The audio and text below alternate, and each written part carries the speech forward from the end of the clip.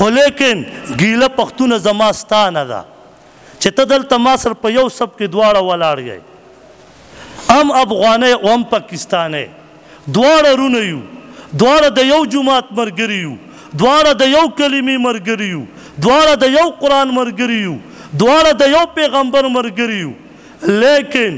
مونږ کې بغض او کینه امریکې و لندن اچولې ده ته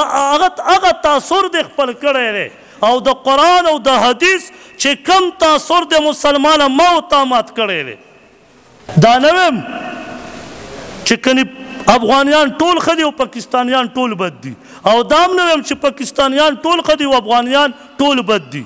ښه او بد به په دواړو کې وي خو ټولې ګوتې یو شانتې نه دي بله ورځ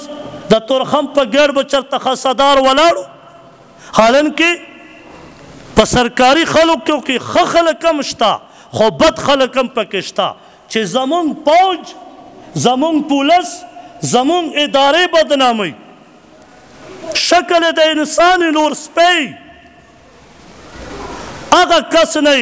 52,000 روپۍ واخیستې او جړلې او وایي زما د کور والا زما د مور نه بورکې چې کمې پرده کې اچولې هغې مو له شلولې وې چې یو کس پښتون